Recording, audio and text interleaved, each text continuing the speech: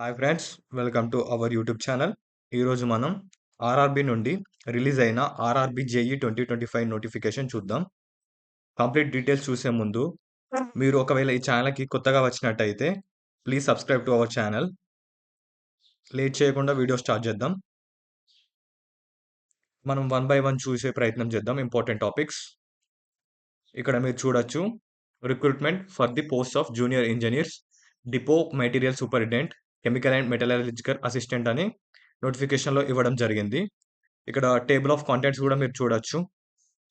మనం ఇందులో just important topics అనేది చెప్పుకుందాం. ఇక్కడ చూడొచ్చు మీరు ఇంపార్టెంట్ డేట్స్ విషయానికి వచ్చినట్లయితే opening date for online application వచ్చేసి 31 అక్టోబర్ 2025. అంటే ఆల్రెడీ అప్లికేషన్స్ అనేది తీసుకోవడం జరుగుతుంది. Closing date for submission of online application చూసుకున్నట్లయితే మనకి ఇక్కడ 30 నవంబర్ 2025 అని ఇవ్వడం జరిగింది.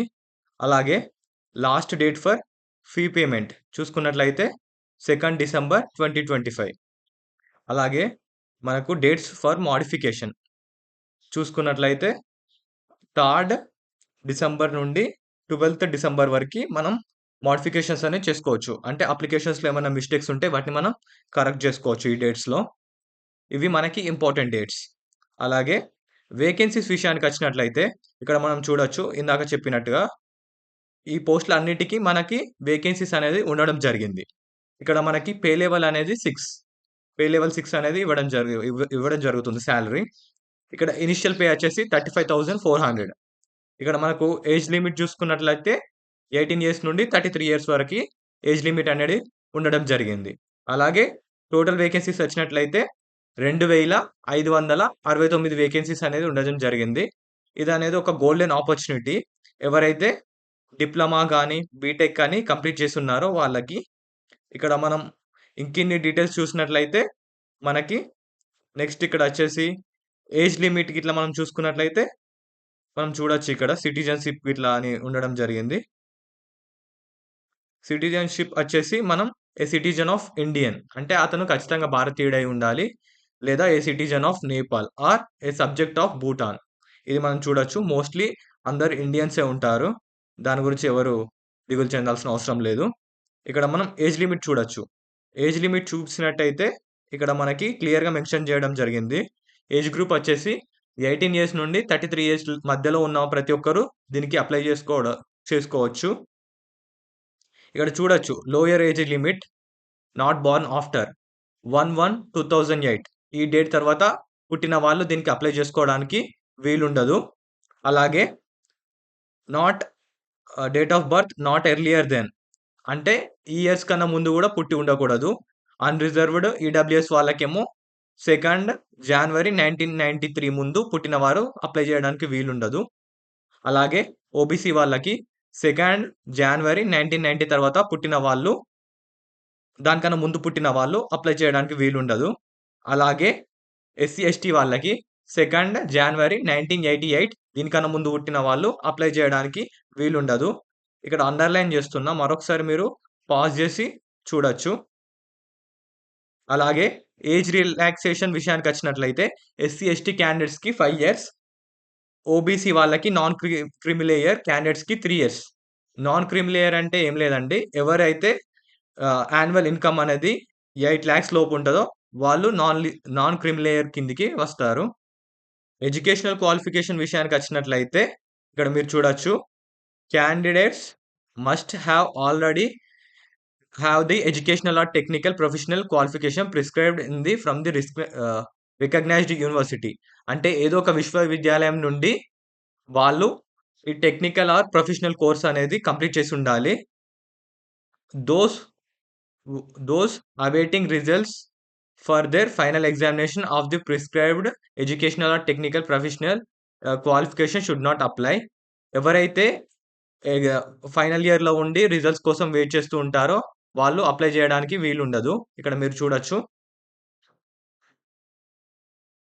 అలాగే ఎగ్జామినేషన్ ఫీ విషయానికి వచ్చినట్లయితే ఇక్కడ మీరు చూడొచ్చు, ఎగ్జామినేషన్ ఫీ కేటగిరీ వైస్ చూసుకున్నట్లయితే ఫర్ ఆల్ క్యాండిడేట్స్ ఇక్కడ అందరికి క్యాండిడేట్స్‌కి అంటే ప్రతి ఒక్కరికి ఇక్కడ అమౌంట్ అనేది 500 అనేది ఉండడం జరుగుతుంది.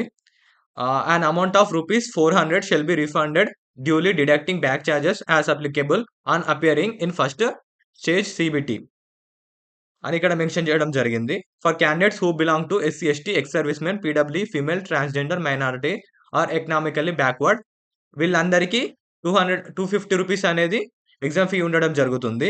ఇక్కడ మీరు చూడొచ్చు ఎవరైతే candidates those who attend the CBT first stage of CBT will get a refund of examination fee as mentioned above. ఎవరైతే సీబీటీ 1కి అటెండ్ అవుతారో వారికి ఎగ్జామినేషన్ ఫీ అనేది రీఫండ్ కావడం జరుగుతుంది. అక్కడ మీరు మెన్షన్ చేశారు. ఒకసారి క్లియర్‌గా మీరు ఒకసారి పాజ్ చేసి చూడొచ్చు. ఈ ఆపర్చునిటీని మాత్రం ఎవరు మిస్ చేసుకోవద్దు. ఇక్కడ మనం మరిన్ని డీటెయిల్స్ చూసే ప్రయత్నం చేద్దాం. ఇక్కడ మీరు చూడొచ్చు స్క్రీన్ మీద ప్రతి డీటెయిల్ క్లియర్‌గా. ఇక మనం రిక్రూట్‌మెంట్ ప్రాసెస్ విషయానికొచ్చినట్లయితే మనల్ని ఎలా సెలెక్ట్ చేస్తారనేది ఇక్కడ మీరు చూడొచ్చు. మనకి టోటల్‌గా 4 స్టేజెస్ అనేది ఉండడం జరిగింది. 4 steps. First stage of CBT, second stage of CBT, document verification, medical examination. ఈ 4 స్టేజెస్ అయితే ఎవరు క్లియర్ చేస్తారో వాళ్ళకి అనేది జాబ్ రావడం జరుగుతుంది. ఇక్కడ first stage of CBT pattern చూసినట్లయితే మనకి mathematics, general intelligence and reasoning, general awareness, general science అనేది ఉండడం జరిగింది. ఇక్కడ మనం క్లియర్‌గా చూడొచ్చు టేబుల్స్‌లో మెన్షన్ చేసినట్టు. ఇక్కడ మీరు చూడొచ్చు. మనకి టోటల్‌గా 4 సెక్షన్స్ అనేది ఉండడం జరిగింది. Mathematics, general intelligence and reasoning, general awareness, general science. ఇక్కడ మనం చూసుకున్నట్లయితే టోటల్ క్వెషన్స్ వచ్చేసి 100 ఉండడం జరిగింది. 100 మార్క్స్. మనకి టైమ్ అనేది 90 మినిట్స్ డ్యూరేషన్. అలాగే ఇక్కడ మనం సెకండ్ స్టేజ్ ఆఫ్ సీబీటీ కూడా చూడొచ్చు. Second stage of CBT. Second stage of CBT total pattern కూడా ఇక్కడ మీరు చూడొచ్చు. ఇక్కడ కూడా general awareness, physics and chemistry, basics of computer and applications, basics of environment and pollution control, technical abilities అని మనకు టోటల్‌గా 5 సెక్షన్స్ ఉండడం జరిగింది. ఇక్కడ చూడొచ్చు సెక్షన్ వైస్ క్వెషన్స్ అండ్ వాటికి సంబంధించిన మార్క్స్. టోటల్‌గా 150 క్వెషన్స్, 150 మార్క్స్. ఇక్కడ టైమ్ అనేది 120 మినిట్స్. ఇక్కడ ఇందాక మనం ఎడ్యుకేషనల్ క్వాలిఫికేషన్ చెప్పాం కదా! Diploma or engineering or I mean any bachelor's degree అని చెప్పాం కదా! ఇక్కడ మీరు దానికి సంబంధించిన గ్రూప్స్ చూడొచ్చు. ఇక్కడ మీరు డిప్లొమాలో కానీ, ఇంజినీరింగ్‌లో కానీ ఇందులో ఏ స్ట్రీమ్‌లో అయినా మీరు డిగ్రీ చేసినట్లయితే మీరు ఎలిజిబుల్ అనేది కావడం జరిగింది.